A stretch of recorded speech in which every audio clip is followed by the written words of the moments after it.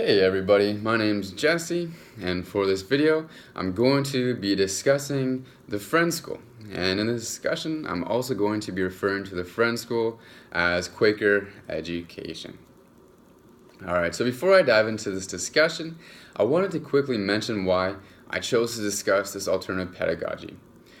For myself, my family has deep roots in the Brethren in Christ Church. My dad, my grandfather, my great-grandfather, they've all been ministers in Brethren in Christ churches. My dad, who is much more interested in the history of the Christian church than I probably will ever be, he's mentioned the Quakers to me before on several different occasions.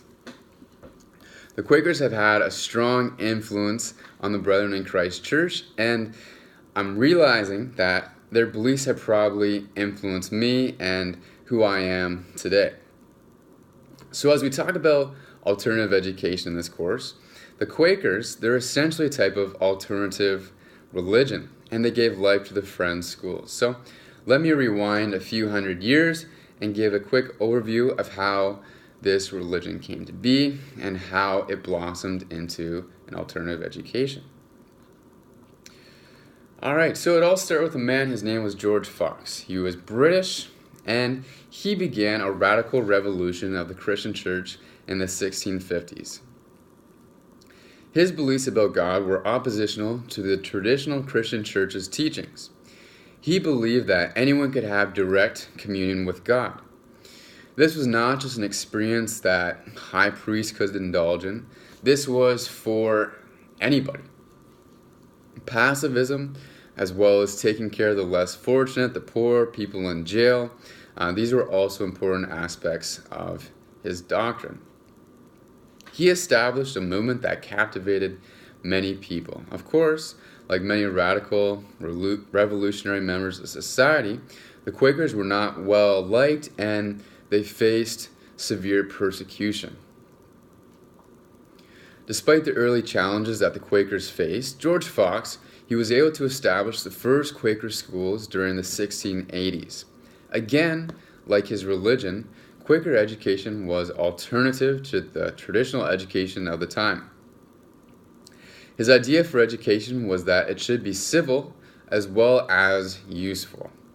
An important concept that was pushed in the Quaker schools was literacy. Literacy was useful because it allowed the students to become capable and functioning members of society. As you can probably guess, biblical teachings, worship, these were also key components of the schools. However, certain things such as music, dance, drama, the arts, these were actually excluded from the school's curriculum. These things were seen as useless to the students' development. They didn't see the point in including these things in the curriculum. The movement of Quaker religion and education would continue to garner recognition throughout Britain and would find its way to Pennsylvania, of all places. I'm not sure why it ended up there, but it did. So let's fast forward a few hundred years and take a look at a current Quaker education school in Pennsylvania. The school we will be looking at is Greenwood Friends School. So today, Friends schools, they are established on the foundation of Quaker education. Looking through Greenwood Friends' website, I came across their 5 education principles, and they are as follows: academic and moral development, diversity and multiculturalism, peace education and non-confrontational resolution, service learning, and world citizenry. So in line with other alternative pedagogies, Friend schools are in pursuit of developing the whole child.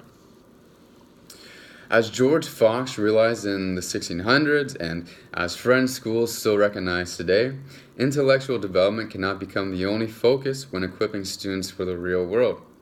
As alternative educators, we need to bring growth to students' physical, social, emotional, and cognitive domains.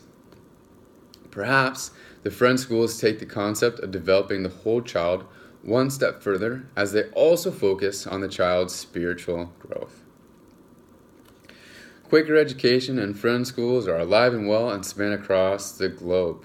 Friend schools can be found across the world, from Australia to Zimbabwe, Canada to Jamaica, Lebanon to Kenya, and several other locations.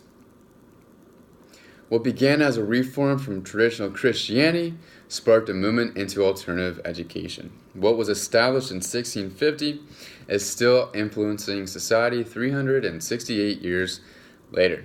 Well, I hope you learned a few things about the French school and how Quaker education really shook up the education pedagogy during the 1600s in Britain, and how it influenced our current education. All right, thanks for listening.